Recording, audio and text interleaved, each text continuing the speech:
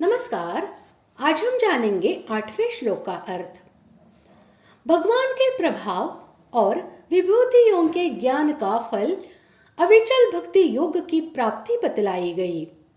अब 2 श्लोकों में उस भक्ति योग की प्राप्ति का क्रम बतलाते हैं।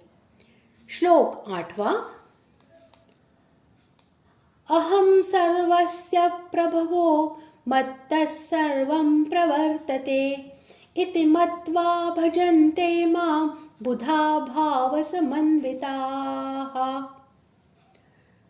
श्लोक का अर्थ, मैं वासुदेव ही संपूर्ण जगत की उत्पत्ति का कारण हूँ और मुझसे ही सब जगत चेष्टा करता है।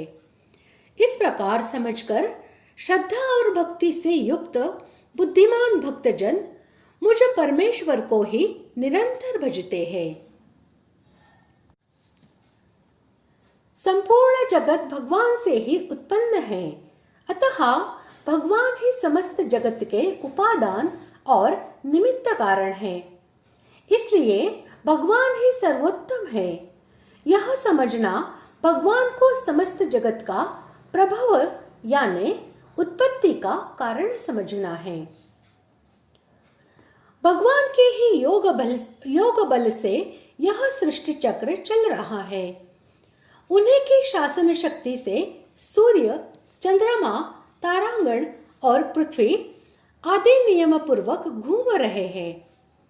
उन्हीं के शासन से समस्त प्राणी अपने अपने कर्मानुसार अच्छी बुरी योनियों में जन्म धारण करके अपने अपने कर्मों का फल भोग रहे हैं। इस प्रकार से भगवान को सबका नियंता और प्रवर्तक समझना ही संपूर्ण जगत भगवान से चेष्टा करता है, यह समझना है। जो भगवान के अतिशय प्रेम से युक्त है, भगवान में जिनकी अटल श्रद्धा है, जो भगवान के गुण और प्रभाव को भली भांति विश्वास पूर्वक समझते हैं, भगवान के उन बुद्धिमान भक्तों का वाचक भाव समन्विताः विशेषण के सहित बुधा पद है।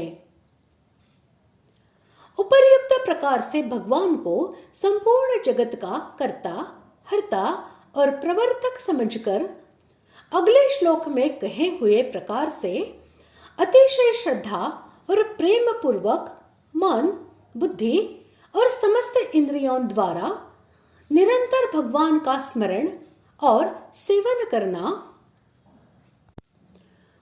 भगवान के नाम का जप कीर्तन करना, भगवान के रूप का चिंतन ध्यान करना, भगवान की कथा सुनना, भगवत संबंधी ग्रंथों यानी गीता, रामायण, भागवत आदि का पठन पाठन करना, ये सब के सब भजन है। परंतु असली भजन तो वह है जिसमें हृदय भगवान की तरफ ही खींच जाता है। केवल भगवान ही प्यारे लगते हैं। भगवान की विस्मृति चुभती है, बुरी लगती है। इस प्रकार भगवान में तल्लीन होना ही असली भजन है। इस प्रकार आज हमने 8वें श्लोक का अर्थ जान लिया है।